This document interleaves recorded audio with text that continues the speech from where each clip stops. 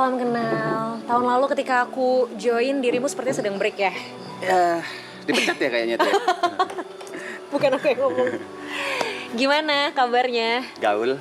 Wow, gaul sekali Anda. Gaul sekali, luar biasa. Kenapa setelah kembali lagi di Marapton, khususnya di season ini sangat intens ada di Marapton, bagaimana perasaannya?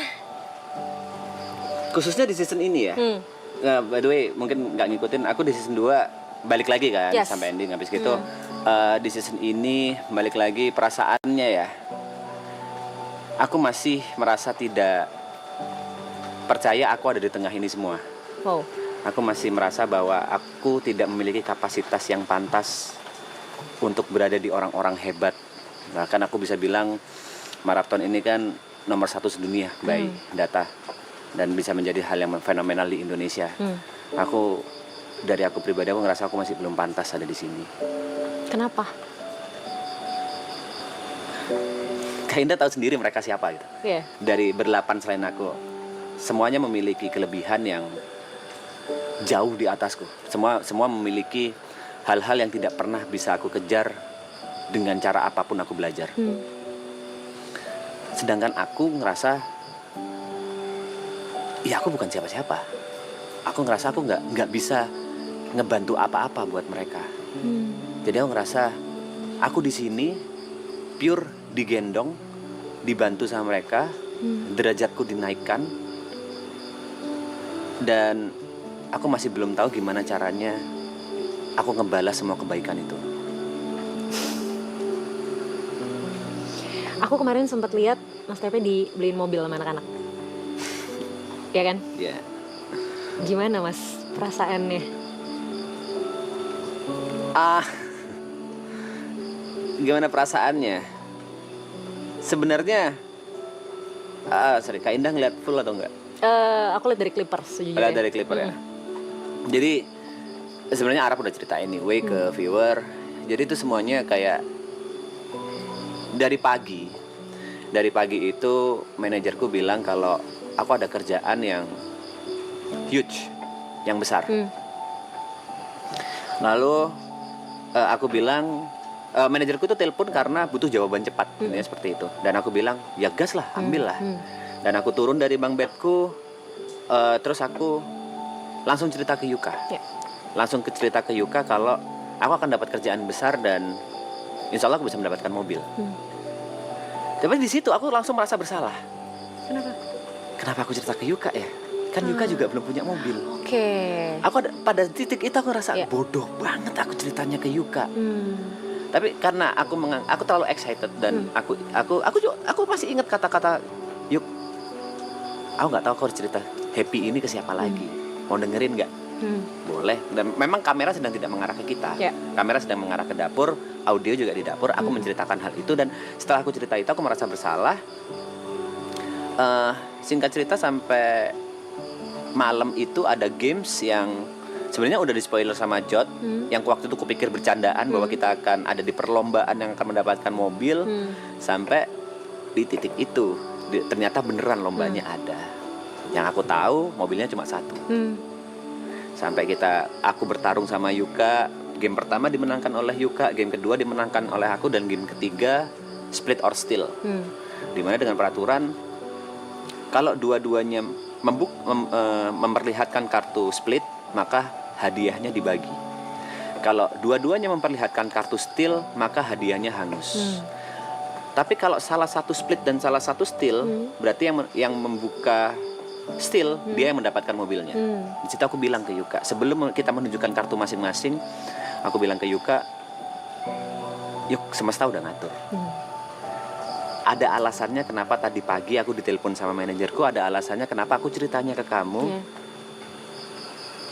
Ya udah, ini mobil buat kamu aja. Tapi pada saat aku ngomong gitu, aku langsung mikir, Greta setuju nggak ya? By the way, aku punya istri namanya Greta.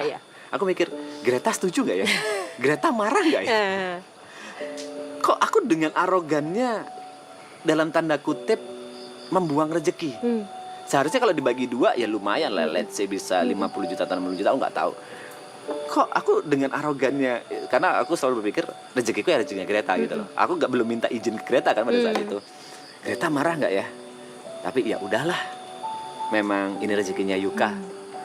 Makanya begitu diumumkan bahwa mobilnya ada 2, aku nggak bisa menahan tangisku karena anjing, aku nggak suka momen ini, nggak suka gini. Papa kan selalu bilang, hitung-hitungan matematika dalam Islam itu nggak sama kayak hitung-hitungan matematika dalam kehidupan nyata. Setuju. Kalau dalam matematika 1 dikurangi 1 sama dengan 0. Iya. Tapi kalau dalam kehidupan nyata 1 kurangi 1 itu bisa menjadi bermakna. Yes. Entah itu buat kamu atau buat orang lain.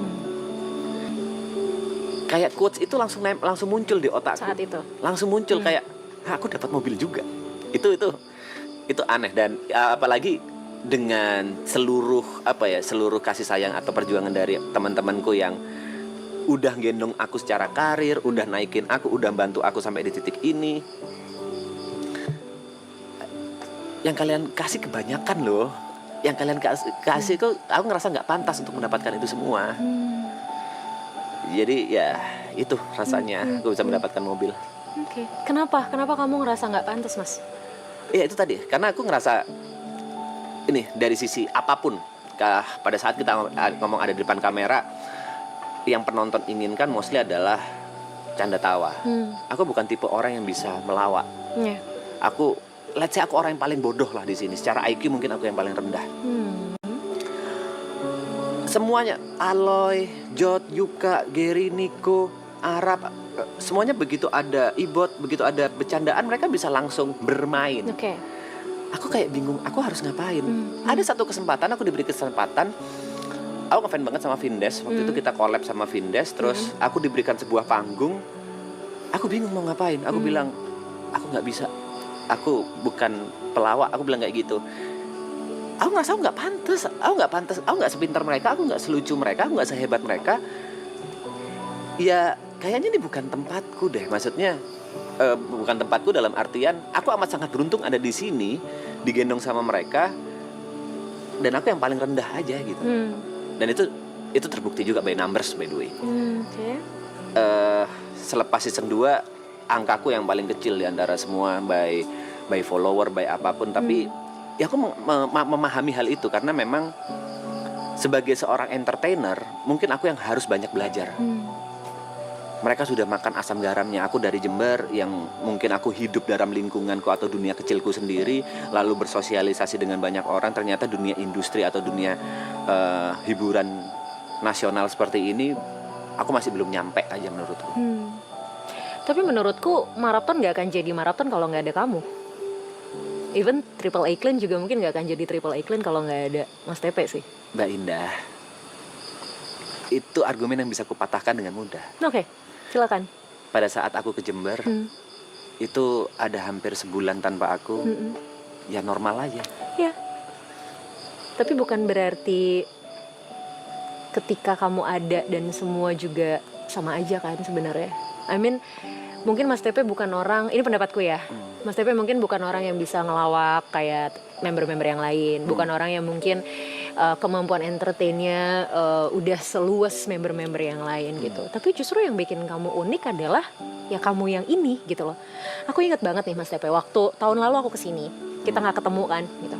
By the way bukan di sini, di BSD, Nah, iya. ini Sentul. Maksudku maraton, waktu ke maraton. Waktu aku tahun lalu ke maraton, beres aku dari maraton aku pulang. Jujur aku nggak tahu kalau ternyata impact ke aku juga sebesar itu dari maraton waktu itu. Jadi aku balik dari BSD jam 1 malam. Dari BSD aku balik jam 1 malam. Jadi besoknya tuh aku bener-bener bangun siang gitu posisinya. Dan aku kaget ketika aku buka sosmed aku udah rame banget yang mention aku, Clippers udah banyak banget. Dan tiba-tiba udah banyak banget yang bilang, "Kak, kamu harusnya ketemu sama Mas Tepe." Posisinya saat itu aku kan nggak tahu kamu dan nggak kenal kamu ya gitu loh. Kak, kamu harusnya ketemu sama Mas Tepe, pasti debatnya seru banget, pasti argumennya bakal asik banget.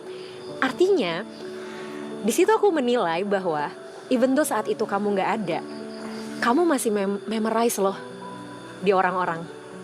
Salah, yang mereka inginkan itu perpecahan, yang mereka inginkan itu perdebatan, bukan obrolan yang seru seperti yang mungkin didapatkan. Kan aku juga nonton klip-klipnya kan, kayak semuanya bisa cerita. Sama aku kan nggak mungkin kan terjadi seperti itu, kali aja Who knows? Ya Yang viewer inginkan ya perdebatan, mereka suka perpecahan. Ya karena mungkin itu yang menarik dari dirimu. Dan gak apa-apa kan, aku inget tahun lalu aku pernah bilang ini sama Niko. Kalaupun orang lain lebih baik dari kita, kalaupun kita menilai orang lain lebih baik dari kita, belum tentu kita buruk. Setuju. Jadi kalau tadi Mas Tepe bilang ya mereka semua ini orang-orang hebat, mereka semua jauh di atas Mas Tepe. Tapi sebenarnya Mas Tepe juga orang yang punya kemampuannya sendiri. Tidak buruk kan? Tidak buruk. Tapi tidak menghapus fakta bahwa aku nomor 9 dari per 9 dari antara mereka semua. Aku adalah orang yang sebenarnya mendapatkan sesuatu hal yang tidak pantas aku dapatkan dari seluruh apa yang aku lakukan gitu. Seharusnya kreditnya tanpa aku pun mereka udah gede. Aku harus bilang aku kayak benalu aja. Wow. Aku harus bilang kalau tanpa aku mereka mungkin bisa lebih gede. Karena mostly kebanyakan juga yang paling aku takutkan di season 2 aku paling banyak haters. Yang aku takutkan itu berpengaruh ke mereka. Yang aku takutkan itu berpengaruh ke maratonnya. Aku nggak masalah aku di hate dengan perbuatanku, dengan omonganku, dengan tingkah laku, aku nggak masalah. Tapi kalau itu dampak ke kapalku, aku akan sangat merasa hina gitu. Yang ada di pikiranku, yang selalu menghantui pikiranku adalah andai maraton tanpa TP harusnya bisa lebih gede. Layaknya benalu. Oke, apakah ada jaminan untuk itu? Nggak ada. Kita kalau ngomong what if nggak akan pernah kelar. Yes. Nggak ada jaminan. That's why. Artinya kan ada kemungkinan juga maraton tanpa TP juga bisa jadi maraton yang berbeda gitu. Maksudnya belum tentu jadi maraton yang seperti sekarang kan. Ya. Itu ada di otakku aja memang. Ya, it's okay, it's fine. Tapi dari tadi Mas Tepe selalu bilang Mas Tepe digendong sama mereka. Yes. Sebesar apa perubahan yang terjadi di hidup Mas Tepe after maraton? Dunia udah kebolak-balik. Dulu, let's say aku cuma bisa ngelihat orang-orang yang kukagumi, idola-idolaku dari balik layar. Sekarang aku bisa ketemu, bisa ngobrol, bahkan dulu aku ngefans banget sama Om Ded. Om Deddy Corbuzier. Bahkan kemarin berenang bareng. Ya. Aku ngefans bener-bener dari kecil. Aku beli semua apa yang Om Ded jual. Even itu buku OCD. Aku kurus tapi aku beli buku itu. Oke. Karena aku ngefans itu sama Om Ded. Dan ada titik di mana kemarin aku nggak tahu itu ketangkap kamera atau enggak, pada saat aku makan di Gadang Barubah, Om Ded nepuk kakiku bilang, "Pe, gua bangga sama lu bisa ada di titik ini sekarang." Itu nusuk buat aku, itu nusuk. Itu kayak wow, Om Ded ngomong kayak gitu ke aku. Wow, itu buat aku means a lot.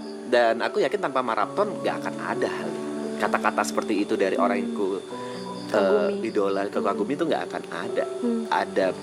Ada band yang datang kota, datang ke sini buat aku.